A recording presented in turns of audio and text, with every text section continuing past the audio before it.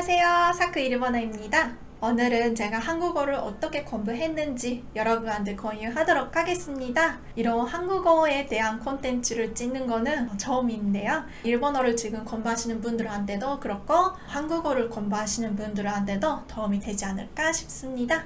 먼저 제 한국어 수준은 제가 지금 말하는 걸 보면 아실 수 있을 것 같은데, 지금 제가 한국에 살고 있는데 일상생활에서는 크게 문제가 되는 부분이 없습니다. 은행에 가거나 부동산에 가거나 어떤 계약을 할 때도 한국어로 잘 진행할 수가 있고요. 네이티브 수준은 절대 아니고요. 그래도 친구들이랑 이자카야에서 이야기할 때도 거의 100% 이해할 수가 있고 대화를 같이 나눌 수가 있고요. 제가 한국어 공부를 시작한 것은 2016년입니다. 지금 2022년이라서 한 6년 동안 계속 공부를 해왔던 게 아니고요. 집중적으로 열심히 공부했던 거는 2년에서 3년 정도밖에 안 됐습니다. 뭐부터 시작을 해야 되는지 고민을 하시는 분들이 많다 생각합니다. 일단 저는 한국어를 처음 시작했을 때는 안녕하세요도 몰랐고 한국어에 대해는 아예 몰랐어요. 한국어에 한도 모르는 상태로 시작을 했고요.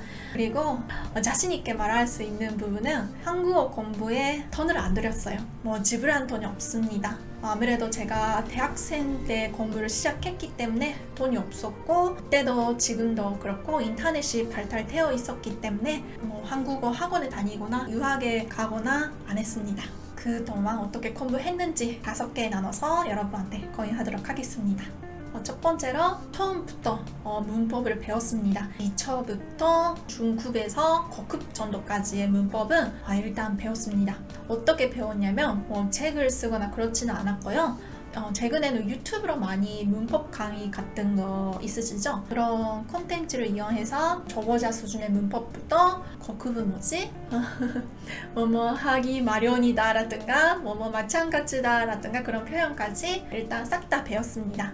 거기에 쓰는 시간은 약 8개월 정도였고요. 그 다음부터는 그 인풋한 거를 아웃풋 하려고 열심히 했습니다. 한국인 친구랑 이야기를 많이 했습니다. 저 같은 경우에는 다행히도 다른 나라에 유학을 갔을 때 한국인 친구들을 많이 만났거든요. 전화를 하면서 한국어로 조금씩 대화를 했습니다. 최근에는 인터넷이나 어떤 앱을 쓰면은 한국인 친구들을 만날 수 있으니까 그런 친구들이랑 대화를 하는 거 아주 추천합니다. 그래도 저도 그렇고 상대방도 그렇고 모르는 사람이기 때문에 조심을 하면서 해줬으면 좋겠습니다. 그리고 혼잣말을 많이 했습니다. 예를 들어서 아침 일어났을 때 오늘은 덥다 너무 더워 이런 식으로 혼잣말을 해보는 거예요. 그리고 밖에 나가서 날씨가 좋을 때 오늘 날씨가 좋네? 날씨가 좋다 행복하다 이런 식으로 혼잣말을 많이 했습니다. 그리고 샤워를 할 때도 한국어를 많이 했습니다. 일본에서는 목욕을 많이 하죠. 집에서 목욕하면서 오늘 하루를 한국어로 말을 해봤습니다. 예를 들어서 오늘은 친구를 만났고요.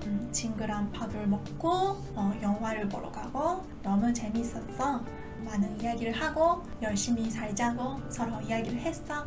이런 식으로 말을 하는 읽기라고 할까요? 혼잣말을 많이 했습니다. 세 번째, 뉴스를 활용했습니다. 여러분 네이버 뉴스는 아시나요? 뉴스 중에서 제가 관심이 있는 분야의 뉴스를 일단 한국어 그대로 적었습니다. 노트에. 예를 들어서 오늘은 뭐뭐였습니다. 날씨는 뭐뭐였습니다. 이렇게 한국어를 적었고요. 그 다음에 그 한국어를 일본어로 번역을 했습니다. 사전을 쓰면서 인터넷에서 검색을 하면서 번역을 했고요. 한국어를 쓰고 그 밑에 일본어 번역을 섞어요. 그렇게 하면 모르는 문법, 새로 나온 단어들이 있잖아요. 그런 문법이라든가 단어 표현을 열심히 외웠습니다. 그리고 번역을 하고 그 뉴스를 읽었습니다. 앵커 분들의 목소리를 들으면서 네이티브의 발음이라든가 인토네이션을 따라하면서 읽었습니다. 그걸 계속 반복했고요. 하루에 하나 정도는 제가 뉴스 번역 그리고 읽는 것을 했던 것 같습니다. 지금 생각하면 이 공부 방법이 제일 도움이 되었었다고 생각을 합니다. 아무래도 조금 어려운 표현도 많이 나오고요. 뉴스 분야에 따라 나오는 표현도 다르기 때문에 예를 들어서 경제 뉴스를 읽으면 경제학 용어라든가 단어가 나오고요. 날씨 뉴스를 보면 날씨에 관한 표현도 나오고요. 여러 가지 다양한 표현, 올바른 문법을 배울 수 있기 때문에 아주 추천합니다. 그리고 마지막 5번째는 모르는 단어, 모르는 문법이 있었을 때, 예를 들어서 좋아하다라는 단어의 뜻을 모를 때 일본 분이시면 좋아하다, 이미라고 검색을 해주실 것 같아요. 처음은 그렇게 검색을 해주셔도 되는데, 저 같은 경우에는 한국어 사이트, 네이버에 들어가서 좋아하다라고 검색을 해주시면 실제로 좋아하다를 어떻게 쓰는지를 볼 수가 있어요. 블로그에서 한국 현지인 분들이 좋아하다를 쓰면서 어떤 문장을 만드는지, 그리고 뉴스에서는 좋아하다가 어떻게 쓰이는지 쉽게 볼 수가 있어요. 이거는 아주 도움이 된다 생각을 합니다. 반대로 일본어를 공부하시는 분들도 스키다의 뜻을 볼 때 스키다, 뜻, 스키다, 우미라고 검색해 주시는 것도 괜찮아요. 처음은 괜찮은데 나중에는 구글 같은 데에서 스키다만 검색을 해주시면 스키다가 쓰인 글이라든가 뉴스가 많이 나와요. 거기서 실제로 일본인들이 어떻게 쓰는지를 볼 수가 있어서 이 방법은 제가 아주 많이 썼습니다. 그리고 예를 들어서 푹신하다, 말랑말랑하다 이런 표현들 있잖아요. 이런 표현들이 되게 외국인한테 어렵거든요. 이런 단어를 구글에서 검색해 주시면 사진이 나오잖아요. 그 사진을 보면서 감각적으로 이해를 많이 했습니다.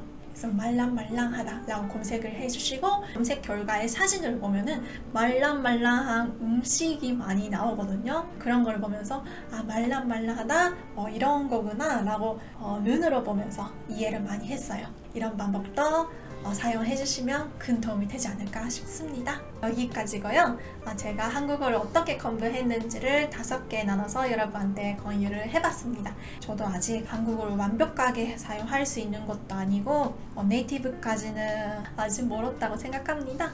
그래도 저는 이 정도 한국어를 할 수 있으면 일상생활에서 문제가 없다. 그리고 일본에서도 충분히 공부를 열심히 해주시면 그 정도의 수준까지는 할 수가 있다라고 여러분한테 알려드리고 싶었습니다. 반대로 일본어를 공부하시는 분들한테도 똑같은 방법을 사용할 수 있다 생각합니다. 오늘은 제가 알려드린 방법을 사용해보시고 같이 외국어 공부를 열심히 해봅시다. 오늘의 영상이 도움이 되셨으면 좋아요와 구독 꼭꼭 부탁드립니다. 그럼 다음 영상에서 뵙겠습니다. 안녕!